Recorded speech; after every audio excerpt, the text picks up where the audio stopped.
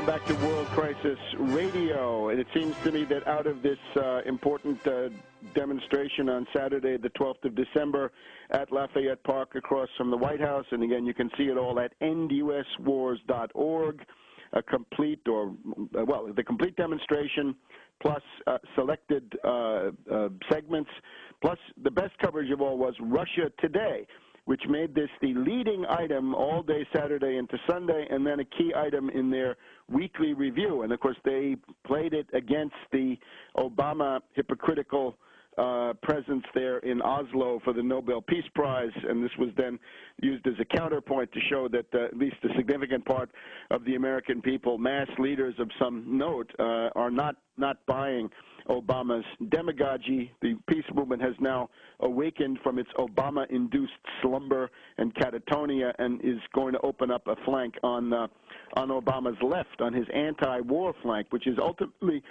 inside the Democratic Party one of his greatest vulnerabilities, and he certainly knows this, right? And everything that he does with relation to Guantanamo and the rest of this stuff, of course, is designed to throw sops to this opposition. Although there will also be another dimension. I'll talk about it later in the show. Repression. People think Obama's a nice guy and their friend. No, Obama is a brutal imperialist operative, and he may show us dimensions of repression and suppression of civil liberties and muzzling of opposition, left and right, that will go beyond anything experienced by far under Bush, Cheney, and the neocon yoke that we've just come out from under.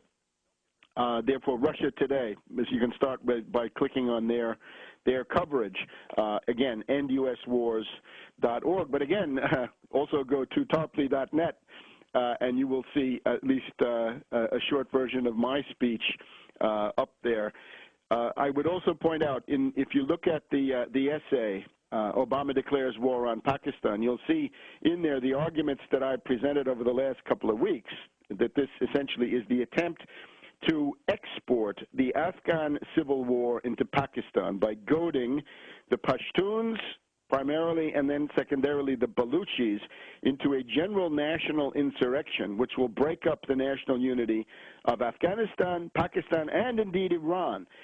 That this is because of the status of Pakistan as an energy corridor, Pipelineistan, between Iran on the one side and China on the other. And what the Anglo-Americans apparently are determined not to tolerate is a peaceful oil and natural gas pipeline setup going from the Iranian oil fields through Pakistan, up the length of Pakistan, crossing the Himalayas above Kashmir and going then into western China and then beyond to the eastern Chinese markets. It would be a tremendous engineering feat, but of course, so was the Transcontinental Railroad of Abraham Lincoln, so was the Trans-Siberian Railroad of Count Sergei Witte and the Russians, the Russian Empire of that time. So was the Panama Canal, right? Nothing worthwhile can be done that is not an engineering challenge. So let's start tackling. Let's put aside the derivatives and the speculation and the options and the futures and the parasitism and start to grapple with the challenges of the real physical universe in terms of engineering, science, technology, progress, industry, and the bettering of the human condition through this kind of purposeful activity. So that's important. Now, in the course of this, it's important to see the U.S. cannot attack Pakistan because Pakistan is simply too big, 160 million people, much too big for an attack to even be contemplated, 6 or 7 times bigger than Iraq, 2.5 times bigger than Iran, and armed with nuclear weapons and the means to deliver them. This simply means that you cannot dream of a direct, large-scale conventional attack on Pakistan. That is excluded by the presence of these nuclear weapons. Whether they can be guaranteed or not, there's a danger that they may go off in the middle of your invasion fleet, and then suddenly no more invasion fleet. So that's too much to risk. Therefore, the goal is to attack Pakistan below the nuclear threshold, below the conventional threshold, using guerrilla warfare, fourth-generation warfare, oblique warfare, proxy warfare. And the proxy involved is this long-suffering, persecuted Pashtun population who are going to be goaded into rebellion by the presence of McChrystal's invasion army. The Pashtuns will be crushed under the heel of McChrystal Soldateska in Helmand, in Kandahar, in the border regions. They'll be antagonized to a frenzy, pushed across into Pakistan, where they will then be bombarded by Predator drones, Hellfire missiles, CIA snipers, CIA sharpshooters, and above all, Blackwater. And we have to go to those accusations coming from the Taliban that the bombs in Peshawar, killing 110 women and children in late October, bombs elsewhere all over Pakistan, are actually set by Blackwater. It's a very plausible charge. This is the charge made by the Taliban. The U.S. Congress, if they were serious, would be holding hearings immediately. Are the butchers of Blackwater active now on the Pakistani side? The Taliban say they are, and there's a significant body of Pakistani press opinion that also says so. The golden age of Blackwater, it would seem, was not even Bush-Cheney. The golden age of the Blackwater butchers is under Obama and Biden. Isn't that interesting? What a shame. How is that hope and change working for you now?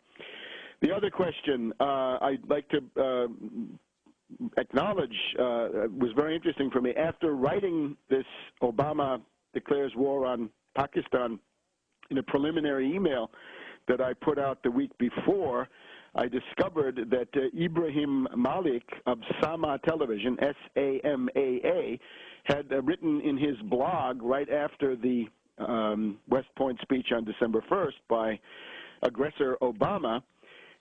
His title was, "Did Obama just declare war on Pakistan?" ?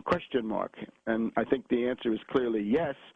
And it's interesting that others share this view, and I think it's a view that's actually widely shared among the best informed, most intelligent, most courageous people in Pakistan, among whom we certainly number Ibrahim Malik, the U.S. correspondent of Sama Television. So this is what's going on. I urge you to get informed about this. You've got to be able to undercut Obama's demagogy. The most important single quotation from that speech, once again, is the part where Obama says the Pakistani nuclear weapons are not secure. The Pakistani nuclear weapons are subject to capture by the Taliban and or al-Qaeda, who will then use them.